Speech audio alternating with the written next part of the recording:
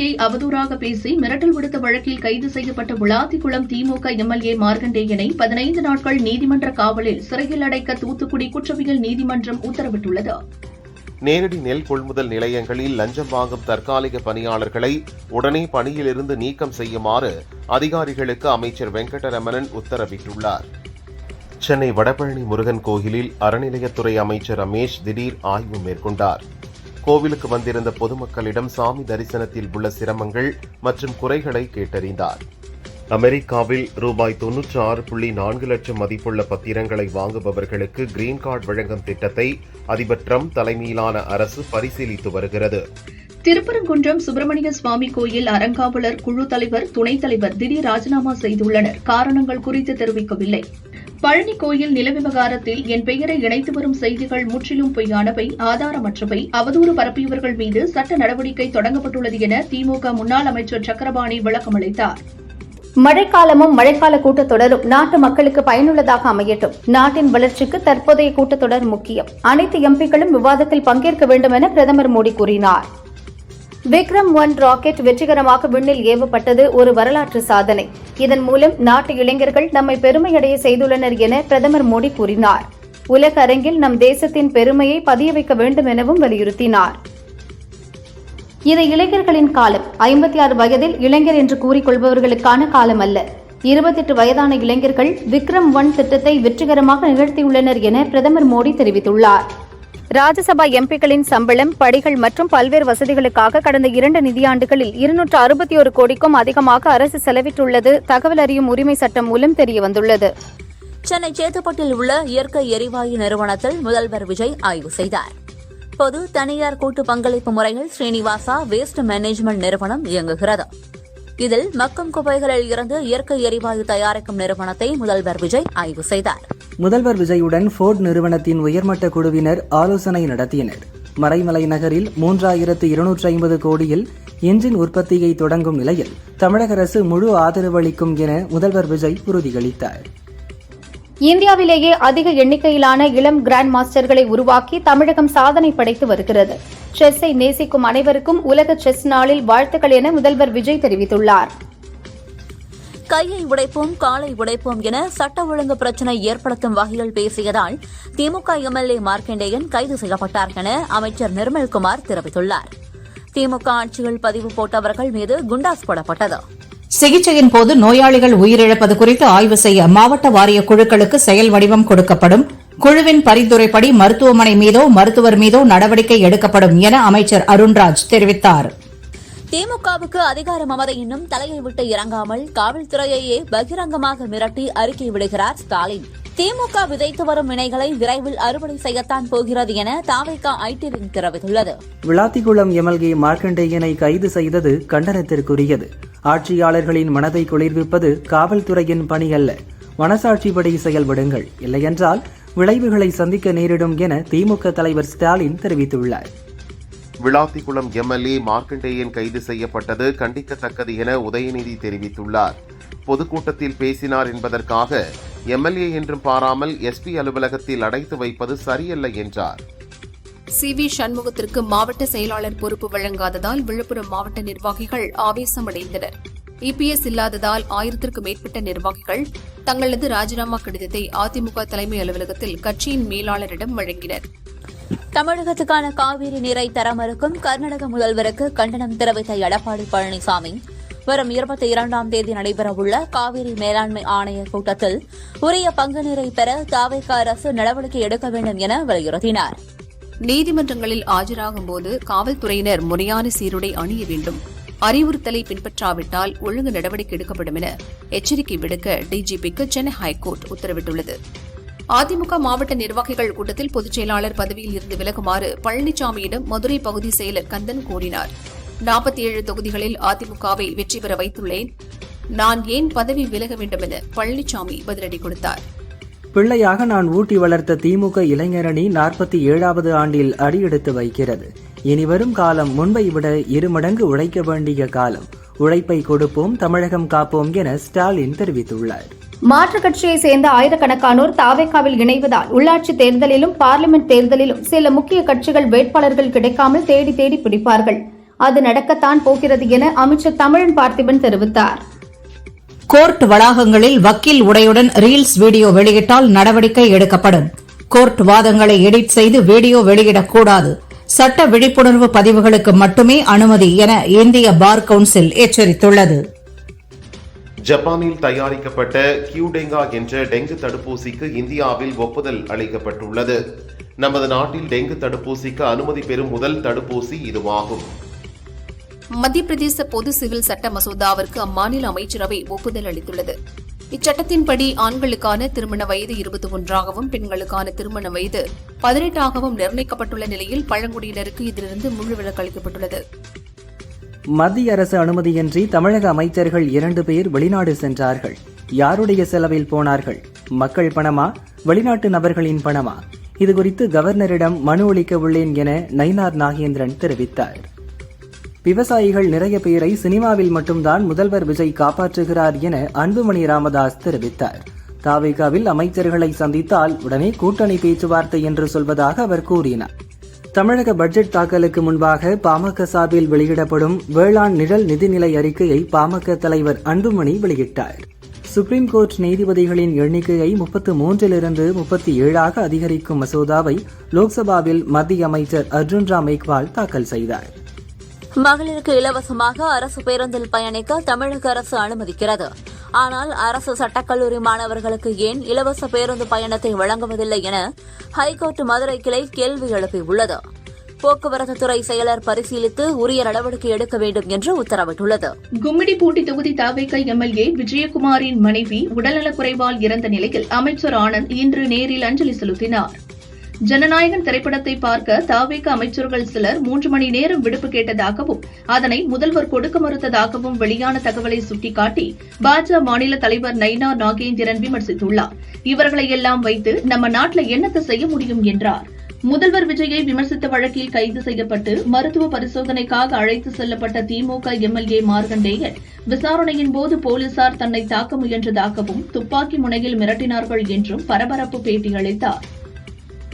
பொள்ளாச்சி கிழக்கு police SI Johnson, ஏட்டு நாகராஜ் ஆகியோர் கள்ளத்தொடர்பு வழக்கு விசாரணையின் போது ரூபாய் 5000 லஞ்சம் பெற்றது குறித்த ஆடியோ வைரலான நிலையில் இருவரையும் சஸ்பெண்ட் செய்து கோவை எஸ்பி பவன்குமார் ரெட்டி உத்தரவிட்டுள்ளார்.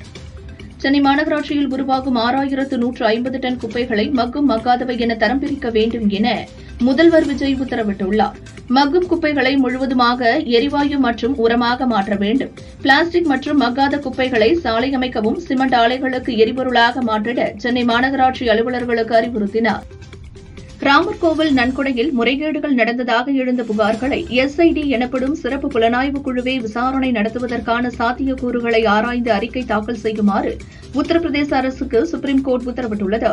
மேலும் இந்த விவகாரத்தை யாரும் அரசியலாக்கக்கூடாது எனவும் எச்சரித்துள்ளது. மாமல்லபுரத்தில் ஜூலை 29ஆம் தேதி பாமக பொதுக்குழு கூட்டம் நடைபெறும் என பாமக தலைவர் அன்புமணி, பொதுச் செயலாளர் வடிவேல் ராவணன் கூட்டாக அறிவித்தனர். கூட்டத்தில் அன்புமணியின் பதவிக்காலத்தை நீட்டிப்பது குறித்து தீர்மானம் நிறைவேற்ற வாய்ப்புள்ளது. கேப்டன் மில்லர் படத்திற்காக இந்திய அரசின் சிறந்த நடிகருக்கான சிறப்பு விருதையும், ராயன் படத்திற்காக சிறந்த திரைப்படத்திற்கான விருதையும் வென்றுள்ள அன்பு தம்பிக்கு நெஞ்சம் நிறைந்த வாழ்த்துக்கள் என தனுஷுக்கு சீமான் வாழ்த்து தெரிவித்துள்ளார். மதவெறி கலவரங்களை தூண்டுபவர்கள் மீது உறுதியான நடவடிக்கை எடுத்திடுக என அரசுக்கு மார்க்சிஸ்ட் கம்யூனிஸ்ட் மாநில செயலாளர் சண்முகம் வலியுறுத்தியுள்ளார். நீட் தேர்வு முறைகேடுகளுக்கு எதிராக அமைதியான முறையில் பேரணியில் சென்ற சிஜேபி அமைப்பின் இளைஞர்கள் மீது போலீசார் நடத்திய அத்துமீறலை கண்டிக்கிறேன். இது ஜனநாயகத்தில் ஏற்றுக்கொள்ள முடியாதது என உதயநிதி விமர்சித்துள்ளார். மத்திய அரசு கீழடியில் ட்ரோன் பறக்க தடை விதித்ததை எல்லோரும் கடைபிடிக்க வேண்டும் என உதயகுமார் வலியுறுத்தினார். 3 துறைகளில் அனுமதி பெறாமல் தடையை மீறி ட்ரோன்ஸ் மூலம் ரீல்ஸ்க்காக தவிகவினர் வீடியோ எடுத்துள்ளனர் என குற்றம் சாட்டியுள்ளார். அதிமுகவின் தேர்தல் தோல்வி என்பது நிரந்தரமானது அல்ல. பீனிக்ஸ் பறவை போல மீண்டும் எழுந்து வெற்றி பெறும். 234 தொகுதிகளிலும் திமுகவை மட்டுமே விமர்சித்து பழனிசாமி பிரச்சாரம் செய்தார்.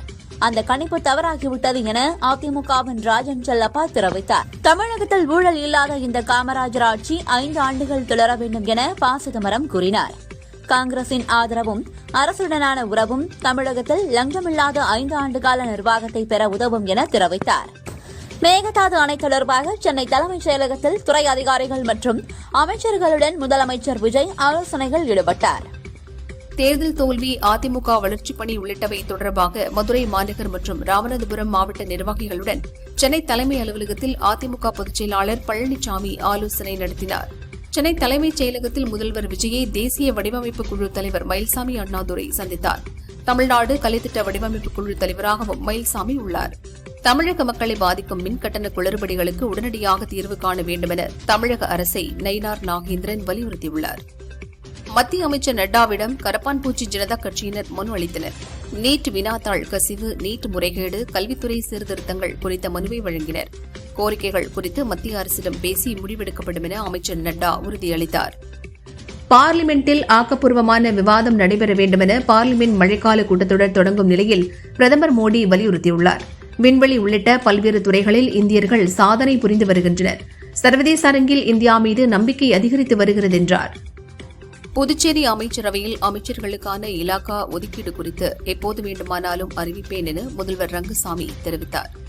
இந்திய அரசியல் வரலாற்றில் ஒரு கட்சி துவங்கி 3 ஆண்டுகளுக்குள் முதல்வர் விஜய் ஆட்சிக்கு வந்தது இந்தியாவின் அதிசயம் என்றும் 1994இல் அரசியல் மாற்றத்திற்கு அகரமிட்ட வைகோ அதை செய்ய முடியாமல் விஜயின் காலடியில் வந்து விழுந்து கிடக்கிறார் என தாவேகா நிர்வாகி நாஞ்சில் சம்பத் கூறியுள்ளார். தமிழக முதல்வர் விஜயை பார்த்து முதல்வர் ரங்கசாமி பாடம் கற்றுக்கொள்ள வேண்டும். அமைச்சர்கள் ஊழல் செய்தால் விடமாட்டேன் என தமிழக முதல்வர் விஜயை போல் முதல்வர் ரங்கசாமி சொல்ல தயாரா என முன்னாள் முதல்வர் நாராயணசாமி கேள்வி எழுப்பினார். திருப்பதி ஏழுமலையான் கோவிலில் வேத லீடர்ஸ் அமைப்பின் நிறுவனர் அண்ணாமலை சுவாமி தரிசனம் செய்தார். கோவில் நிர்வாகம் சார்பில் அவருக்கு தீர்த்த பிரசாதங்கள் வழங்கி கௌரவிக்கப்பட்டது. தமிழகத்தில் நடப்பது சட்டத்தின் ஆட்சியா, சாத்தானின் ஆட்சியா? தவறு செய்யும் சொந்த கட்சியினர் மீது நடவடிக்கை எடுக்காத தாவேக அரசு அரசியல் விமர்சனங்களுக்கு மட்டும் அலறி துடித்து கைது செய்வது ஏன் என திமுக தலைவர் ஸ்டாலின் கேள்வி எழுப்பியுள்ளார். சென்னை தலைமை செயலகத்தில் முதல்வர் விஜய் தலைமையில் சுற்றுலாத்துறை ஆய்வுக் கூட்டம் நடைபெற்றது. பட்ஜெட்டில் இடம்பெற வேண்டிய அம்சங்கள், சுற்றுலாவை மேம்படுத்துவது குறித்து அமைச்சர் ராஜேஷ்குமார் மற்றும் துறை சார்ந்த அதிகாரிகளிடம் முதல்வர் ஆலோசித்தார். லோக்சபாவில் திமுக எம்பிக்களின் இருக்கைகள் மாற்றம் செய்யப்பட்டுள்ளன. ஆளும் கட்சிக்கு நேர் எதிரே அமர்ந்திருந்த திமுக எம்பிக்களுக்கு தற்போது நடுவரிசையில் இருக்கைகள் ஒதுக்கீடு செய்யப்பட்டுள்ளது. மக்களின் வரி பணத்தில் இயங்கும் மின்சாரத்துறை மக்களுக்கு சேவை செய்ய வேண்டுமே தவிர மக்களை சுரண்டும் அமைப்பாக செயல்படக்கூடாது. நுகர்வோர்களிடமிருந்து அதிகமாக பெறப்பட்ட மின் கட்டணங்களை திருப்பி அளிக்க வேண்டும் என டிடிவி தினகரன் வலியுறுத்தினார். தாவேக உறுப்பினர் என்ற அடையாளத்தை மட்டும் வைத்துக் கொண்டு விழுப்புரம் வானூரில் அங்கன்வாடி கட்டிடத்தை திறந்து வைத்திருப்பது கண்டிக்கத்தக்கது. ஆளும் கட்சியினரே அரசின் செயல்பாடுகளில் தலையிட்டால் மக்கள் பிரதிநிதிகளும் அதிகாரிகளும் எதற்கு என வானதி சீனிவாசன் கேள்வி எழுப்பியுள்ளார். வன்னியர் சங்கம் தொடங்கப்பட்ட நாள் இன்று. அனைத்து சமூகங்களும் முழுமையான சமூக நீதியை வென்றெடுக்க வேண்டும் என்பதுதான் நமது இலக்கு. அந்த இலக்கை வென்றெடுக்க இந்த நாளில் நாம் அனைவரும் உறுதியேற்றுக் கொள்வோம் என அன்புமணி கூறினார். உலகின் எந்த போர்களும் இந்தியாவின் வளர்ச்சியை தடுக்க முடியாது என பிரதமர் மோடி தெரிவித்துள்ளார். முதல்வர் விஜய் நடித்துள்ள ஜனநாயகன் திரைப்படம் வெற்றியடைய வேண்டி காஞ்சிபுரம் காமாட்சியம்மன் கோயிலில் அமைச்சர்கள் தென்னரசு மற்றும் ரஞ்சித் குமார் சிறப்பு பூஜை செய்து அம்மனை வழிபட்டனர். இன்று முதல் ஆகஸ்ட் 13 வரை 24 நாட்கள் நடைபெறும் மழைக்கால கூட்டத்தொடரில் 8 மசோதாக்களை நிறைவேற்ற மத்திய அரசு திட்டமிட்டுள்ளது. முதல்வர் விஜய் குறித்து அவதூறாக பேசிய புகாரில் கைது செய்யப்பட்ட திமுக எம்எல்ஏ மார்க்கண்டேயன் மீது மிரட்டல், அமைதிக்கு குந்தகம் விளைவித்தல், வெறுப்புணர்வு தூண்டுதல் ஆகிய 3 பிரிவுகளின் கீழ் வழக்கு பதிவு செய்யப்பட்டுள்ளது. கொள்கை பணி, மக்கள் பணிகளை களத்திற்கும் காலத்திற்கும் ஏற்றாற்போல முன்னெடுக்க காத்திருக்கும் இளைஞர் அணியின் அடுத்த இன்னிங்ஸை ஆரம்பிக்கலாமா என திமுக இளைஞர் அணி இன்று 47ஆம் ஆண்டில் அடியெடுத்து வைப்பதை முன்னிட்டு உதயநிதி பதிவிட்டுள்ளார். சட்டசபை உறுப்பினராகி அமைச்சரானாலும் கூட கவுன்சிலர்கள் செய்யும் அரசியலால் சில அடிப்படை வசதிகளை கூட செய்ய முடியாத நிலை உள்ளது. அதனால் வரும் மாநகராட்சி தேர்தலில் முதல்வர் விஜய் யாரை கை காட்டுகிறாரோ அவரை வெற்றி பெற வைக்க வேண்டும் என்று அமைச்சர் சரத்குமார் கூறியுள்ளார். விமர்சனங்களை எதிர்கொள்ள முடியாமல் தொடர்ந்து திமுகவினர் மீது காவல்துறையை ஏவி அடக்கிட பார்க்கும் தாவேக அரசுக்கு ஜனநாயக வழியில் தக்க பாடம் புகட்டப்படும். உடனடியாக மார்க்கண்டேயன் அவர்களை விடுதலை செய்ய வேண்டும் என கனிமொழி எம்பி பதிவிட்டுள்ளார். வரும் உள்ளாட்சித் தேர்தல் மற்றும் இடைத்தேர்தல்களில் தாவேகவுடன் இந்திய யூனியன் முஸ்லீம் லீகின் தோழமை தொடரும் என அமைச்சர் ஷாஜஹான் தெரிவித்துள்ளார். நீட் வினாத்தாள் முறைகேடு உள்ளிட்ட பிரச்சினைகளை எழுப்பி எதிர்க்கட்சிகள் அமளியில் ஈடுபட்டதால் பார்லிமென்ட் இரு அவைகளும் நாள் முழுவதும் ஒத்திவைக்கப்பட்டது. திரிபுரா மாநில டிஜிபி அனுராக் தன்கர் அகர்தலாவில் உள்ள தனது தலைமை அலுவலகத்தில் துப்பாக்கியால் சுட்டு தற்கொலை செய்து கொண்டார். அவரது மரணம் குறித்து முழு விசாரணை நடத்த திரிபுரா மாநில அரசு உத்தரவிட்டுள்ளது. தடைகளை மீறி பார்லிமென்றை நோக்கி சிஜேபி இயக்கத்தினர் பேரணி செல்ல முயன்றதால் போலீசார் கண்ணீர் புகை குண்டுகளை வீசினர். பார்லிமென்டின் கதவு மூடப்பட்டது. மேகதாது அணை தொடர்பாக விவாதிக்க கோரியும் மேகதாது அணை கட்டும் கர்நாடக அரசின் முயற்சியை கண்டித்தும் திமுக எம்பிக்கள் பச்சை துண்டு அணிந்து முதல் நாள் கூட்டத்தொடரில் கலந்து கொண்டனர். பார்லிமென்ட் நோக்கிய பேரணியில் பங்கேற்கும் வகையில் தற்காலிகமாக தன்னை மருத்துவமனையிலிருந்து வெளியே அனுமதிக்க வேண்டும் என்று சோனம் வாங்சுக் தனது சமூக வலைதள பதிவின் மூலம் கோரிக்கை விடுத்தார். ஹைதராபாத்தில் உள்ள தேசிய போலீஸ் அகாடமியில் சக பெண் ஐபிஎஸ் அதிகாரிக்கு பாலியல் துன்புறுத்தல் கொடுத்ததாக உதய் கிருஷ்ண ரெட்டி என்ற ஐபிஎஸ் அதிகாரி மீது போலீசார் வழக்கு பதிவு செய்துள்ளனர். வந்தே மாதரம் பாடலை அவமதிப்பவர்களுக்கு 3 ஆண்டுகள் சிறை மற்றும் அபராதம் விதிக்கும் புதிய சட்ட மசோதாவை மத்திய அரசு மக்களவையில் இன்று தாக்கல் செய்கிறது. தேசிய கௌரவ அவமதிப்பு தடுப்பு திருத்த மசோதா மூலம் இப்பாடலை தடுத்தாலோ இடையூறு செய்தாலோ தண்டனை வழங்கப்படும். மத்திய அரசின் உயர்கல்வி நிறுவனங்களான ஐஐடி மற்றும் என்ஐடிகளில் எம்இ, எம்டெக் உள்ளிட்ட முதுநிலை என்ஜினியரிங் படிப்புகளில் சேர கேட் நுழைவுத் தேர்வு கட்டாயம். இந்த தேர்வுக்கான ஆன்லைன் விண்ணப்ப பதிவு ஆகஸ்ட் 3வது வாரத்தில் தொடங்குகிறது. பிப்ரவரி 2027 நுழைவுத் தேர்வு நடைபெறும் என அறிவிக்கப்பட்டுள்ளது. சென்னையில் கைதான கள்ள நோட்டு கும்பலை சேர்ந்தவர்களின் சர்வதேச தொடர்புகள் குறித்து என்ஐஏ எனும் தேசிய புலனாய்வு முகமை அதிகாரிகள் விசாரித்து வருகின்றனர். இவர்களின் பின்னணியில் பாகிஸ்தான் பயங்கரவாதிகள் இருக்கலாம் என சந்தேகம் எழுகிறது. பழனி முருகன் கோயில் நிலமோசடி விவகாரத்தில் 5வது நாள் விசாரணையாக பழனி சார் பதிவாளர் அலுவலகத்தில் 10 மணி நேரத்திற்கு மேலாக நடந்த சிபிசிஐடி போலீசார் விசாரணை நிறைவடைந்தது. தென்காசி கடையநல்லூர் அருகே உள்ள கருப்பா நதி அணை சொக்கம்பட்டி வனப்பகுதியில் கடுமையான வறட்சி மற்றும் காற்றின் வேகம் காரணமாக காட்டுத்தீ மளமளவென பரவி வருகிறது. தீயை அணைக்கும் பணியில் வனத்துறையினர் ஈடுபட்டுள்ளனர். உலக கிருஷ்ண பக்தி இயக்கமான இஸ்கானின் அகில இந்திய பாத யாத்திரை குழுவினர் திருநெல்வேலி வந்தனர். வண்ணாரப்பேட்டை கிருஷ்ண பலராமர் கோயில் சார்பில் இஸ்கான் துணைத் தலைவர் கிருஷ்ணா சிந்து கிருஷ்ணதாஸ் பிரபு மக்கள் ஆரத்தி காண்பித்து வரவேற்றனர். ராமநாதபுரம் மாவட்டம் திருவாடானை ஆதிரத்னேஸ்வரர் கோயிலில் உலக மக்கள் அனைவரும் நோய் நொடியின்றி அமைதியுடனும் வாழ வேண்டி 1008 திருவிளக்கு பூஜை நடந்தது.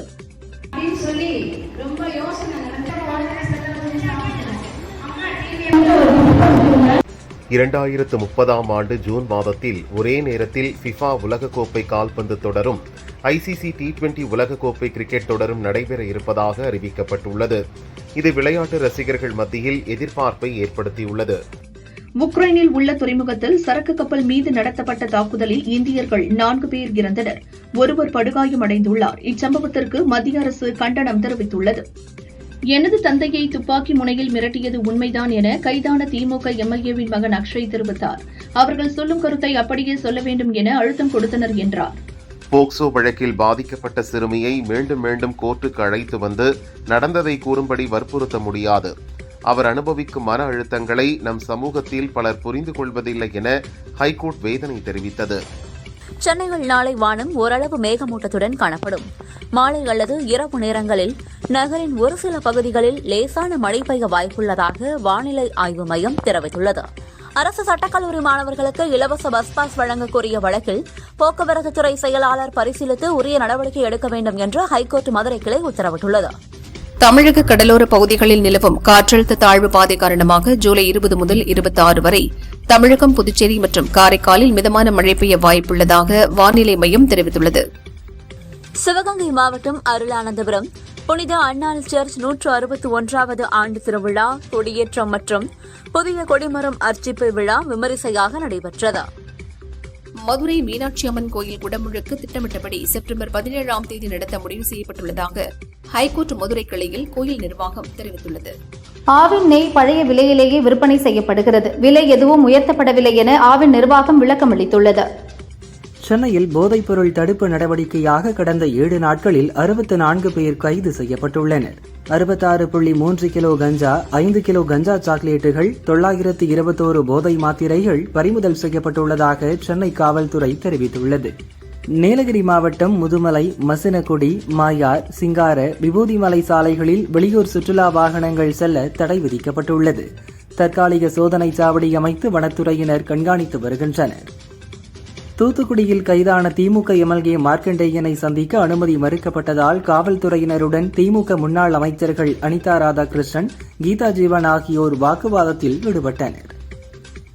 தங்கம் விலை கிராமுக்கு 15 ரூபாய் உயர்ந்து 1 கிராம் 13,150 ரூபாய்க்கும், சவரனுக்கு 120 ரூபாய் உயர்ந்து 1 சவரன் 1,05,200 ரூபாய்க்கும் விற்பனையாகிறது. வெள்ளி 1 கிராம் 235 ரூபாய்க்கு விற்பனை செய்யப்படுகிறது. சென்னையில் 80 கிலோமீட்டர் நீளமுள்ள சாலைகளை மேம்படுத்த சென்னை மாநகராட்சி திட்டமிட்டுள்ளது. இதற்கான விரிவான திட்ட அறிக்கை தயாரிக்கும் பணிக்கு 1,18 லட்சம் ரூபாய் ஒதுக்கீடு செய்யப்பட்டுள்ளது. திருத்தணி முருகன் கோவிலில் ஆடி கிருத்திகை விழாவை முன்னிட்டு திருவள்ளூர் மாவட்டத்திற்கு ஆகஸ்ட் 6ஆம் தேதி உள்ளூர் விடுமுறை அளிக்கப்பட்டுள்ளது. விடுமுறை நாளை ஈடு செய்யும் பொருட்டு அடுத்த மாதம் 8ஆம் தேதி சனிக்கிழமை பணி நாளாக அறிவிக்கப்பட்டுள்ளது. என்ஜினியரிங் படிப்புக்கான பொது கலந்தாய்வு இன்று துவங்குகிறது. அரசு பள்ளிகளில் படித்தவர்களுக்கான 7.5% இடஒதுக்கீட்டிற்கு இன்று கலந்தாய்வு நடக்கிறது. ஆவின் நிர்வாகம் பால் முகவர்களின் வயிற்றில் அடித்து வாழ்வாதாரத்தை அபகரிக்கிறது. ஆவின் நெய் விலை உயர்வு குறித்த உத்தரவை நிர்வாகம் உடனே திரும்பப் பெற வேண்டும் என்று பால் முகவர்கள் சங்கம் வலியுறுத்தியுள்ளது.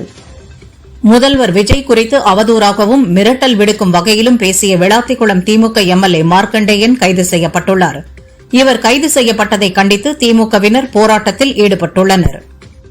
ஈரோடு பவானியில் பிறந்து 16 மணி நேரமே ஆன பெண் குழந்தையை குடும்ப சூழ்நிலையை காரணம் காட்டி சொந்த பாட்டியை கொலை செய்த சம்பவம் அதிர்ச்சியை ஏற்படுத்தியுள்ளது. பாட்டி தங்கமணியை போலீசார் கைது செய்து கோவை மத்திய சிறையில் அடைத்தனர். இந்தியாவிலிருந்து உலகிற்கான சேவையை நாங்கள் தொடர்ந்து முன்னெடுப்போம் என பிரதமர் மோடிக்கு ஸ்கைரூட் நிறுவனம் உறுதியளித்துள்ளது. லட்சியமும் வாய்ப்பும் இணையும் போது இளம் இந்திய பொறியாளர்களால் எத்தகைய சாதனைகளையும் படைக்க முடியும் என கூறியுள்ளது. அரசுமுறை ஐரோப்பிய பயணத்தில் முதல் நாடாக மால்டோவா தலைநகர் கிசினோவுக்கு சென்றடைந்தார் ஜனாதிபதி திரௌபதி முர்மு. இதன் மூலம் மால்டோவா சென்ற முதல் இந்திய ஜனாதிபதி என்ற வரலாற்று பெருமையை அவர் பெற்றார். அரசுமுறை பயணமாக மால்டோவா சென்றுள்ள ஜனாதிபதி திரௌபதி முர்முவை அந்நாட்டு ஜனாதிபதி மாயா சாண்டு வரவேற்றார். தொடர்ந்து ராணுவ அணிவகுப்பு மரியாதை வழங்கப்பட்டது. பிரிட்டன் புதிய பிரதமராக தேர்வு செய்யப்பட்டுள்ள தொழிலாளர் கட்சித் தலைவர் ஆண்டி பர்ன்ஹாமை புதிய அரசு அமைக்க வருமாறு பக்கிங்ஹாம் அரண்மனையில் மன்னர் சார்லஸ் முறைப்படி அழைப்பு விடுத்தார்.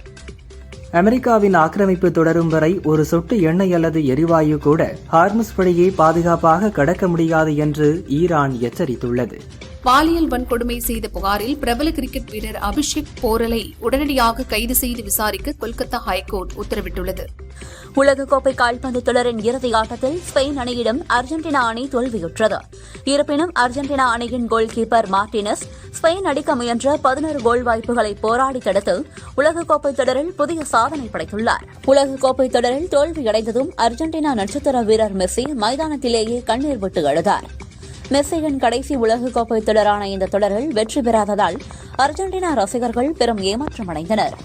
உலகக்கோப்பை வரலாற்றில் ஒட்டுமொத்தமாக அதிக கோல்கள் அடித்த வீரர்கள் பட்டியலில் 21 கோல் அடித்த மெஸ்ஸியை முந்தி 22 கோல்களுடன் எம்பாப்பே இப்போது முதலிடத்தில் உள்ளார். பிரான்ஸ் அணியின் முன்னணி வீரர் கிலியன் எம்பாப்பே இந்த தொடரில் மொத்தம் 10 கோல்களை அடித்து கோல்டன் பூட் விருதை தட்டிச் சென்றார். இதன் மூலம் உலகக்கோப்பை வரலாற்றில் 2 முறை கோல்டன் பூட் விருது வென்ற முதல் வீரர் என்ற உலக சாதனையை எம்பாப்பே படைத்தார். ஸ்பெயின் அணியின் கேப்டன் ரோத்ரி தொடரின் சிறந்த வீரருக்கான கோல்டன் பால் விருதை வென்றார். அர்ஜென்டினாவின் மெஸ்ஸிக்கு சில்வர் பால் விருதும் எம்பாப்பேக்கு வெண்கல பால் விருதும் வழங்கப்பட்டது. 23வது உலகக்கோப்பை கால்பந்து தொடரின் இறுதிப் போட்டியில் அர்ஜென்டினா அணியை ஸ்பெயின் அணி 1-0 என்ற கணக்கில் வீழ்த்தி வெற்றி பெற்றது. இதன் மூலம் ஸ்பெயின் அணி 2வது முறையாக சாம்பியன் பட்டம் வென்றுள்ளது. ஜனநாயகன் திரைப்படம் ஜூலை 23ஆம் தேதி வெளியாக உள்ள நிலையில் படத்தின் புதிய ப்ரோமோ வீடியோ ஒன்று வெளியாகியுள்ளது. இதில் சட்டசபையில் முதல்வர் விஜய் செய்த சைகை போன்றும் முதல்வரின் கோட் ஷூட் காட்சியும் வந்து போவது போன்ற வீடியோவை முதல்வர் விஜய் வெளியிட்டார். தேசிய விருதுகள் தேர்வில் பாரபட்சம் இருப்பதாக திரைப்பட இயக்குநர் மோகன்ஜி விமர்சித்துள்ளார். OTT தளங்களுக்கு சென்சார் கட்டாயம் என்ற மத்திய அரசின் முடிவை வரவேற்றார். ஓராண்டுக்கு மேலாக படத்தில் நடிக்காமல் கார் ரேஸில் மட்டும் கவனம் செலுத்தி வருகிறார் நடிகர் அஜித்குமார். இவரின் 64வது படத்தை ஆதிக் ரவிச்சந்திரன் இயக்கவுள்ளார். விரைவில் படம் துவங்கும் என தகவல்கள் மட்டும் வருகின்றன. சினிமா எழுத்தாளர் சங்க தேர்தலில் ஓட்டு போட்ட பின் செய்தியாளர்களிடம் பேசிய ஆதிக், ஆகஸ்டில் அஜித் படம் துவங்கும், கதை ரெடி, அஜித் தரப்பும் பட நிறுவனம் முறைப்படி அறிவிப்பார்கள் என்றார். மலையாள நடிகையான அனுபமா பரமேஸ்வரன் தமிழ், தெலுங்கு மொழிகளிலும் நடிக்கிறார். இவர் வெளியிட்டுள்ள பதிவில், சில சமயங்களில் நிம்மதியை அடைய பயனற்ற பாதைகளை கைவிட வேண்டும். இன்று அந்த நிம்மதி என்னை தேடி வந்தது. இன்றிலிருந்து என் குரலை, என் வாழ்க்கையை நானே தேர்ந்தெடுக்கிறேன். இனி யாருடைய அனுமதியும் தேவையில்லை, பயமும் இல்லை. நான் மீண்டும் என்னையே கண்டேன். நான் மறந்து போன என் வாழ்க்கையை மீண்டும் காதலிக்க தொடங்கியுள்ளேன். சொல்ல முடியாமல் தவித்த சில விஷயங்களை இப்போது வெளிப்படுத்துகிறேன் என குறிப்பிட்டு ஆனந்தமாய் இருக்கும் போட்டோக்களை பகிர்ந்துள்ளார். குடும்பத்தில் பிரச்சனையா, காதல் பிரேக்கப்பா என ரசிகர்கள் கேள்வி கேட்கின்றனர். கிறிஸ்டோபர் நோலன் இயக்கத்தில் கடந்த வாரம் ஜூலை 17 வெளியான ஹாலிவுட் படம் தி ஓடிசி. இந்தியா உட்பட உலகம் முழுக்க எதிர்பார்ப்பை ஏற்படுத்திய இப்படம் ரூபாய் 2400 கோடி பட்ஜெட்டில் தயாரானது. முதல் வார இறுதியில் இந்த படம் உலகளவில் ரூபாய் 2546 கோடி வசூலித்து சாதனை படைத்துள்ளது. இந்தியாவில் மட்டும் 73 கோடி வசூலித்திருக்கிறது. சாய் அபயங்கர் இசையில் ஸ்ருதிகாசனுடன் அவர் பாடி வெளியான தனி இசை பாடல் பவளமல்லி. இதில் சாயுடன் கயாடு லோகர் ஆடியிருந்தார். கென் கருணாஸ் இயக்கம் நடிப்பில் ஜிவி பிரகாஷ் இசையில் வெளியான யூத் படத்தில் இடம்பெற்ற பாடல் முட்டக்கலகி. இந்த ஆண்டு துவக்கத்தில் அடுத்தடுத்து வெளியாகி இளம் ரசிகர்களை கவர்ந்த இந்த இரு பாடல்களும் இப்போது 250 மில்லியன் பார்வைகளை கடந்துள்ளது. உலக அளவில் கால்பந்து போட்டிக்கான ரசிகர்கள்தான் அதிகம். ஒரு மாத காலத்திற்கு மேலாக அமெரிக்காவில் நடந்த உலகக்கோப்பை போட்டியின் இறுதிப் போட்டியில் அர்ஜென்டினாவை வீழ்த்தி சாம்பியன் பட்டம் வென்றது ஸ்பெயின். இந்த போட்டியை மலையாள நடிகர் மோகன்லால், தமிழ் இயக்குநர்கள் நெல்சன், விக்னேஷ் சிவன் ஆகியோர் நேரில் பார்த்து ரசித்தனர். அது தொடர்பான போட்டோக்களை அவர்கள் பகிர்ந்துள்ளனர்.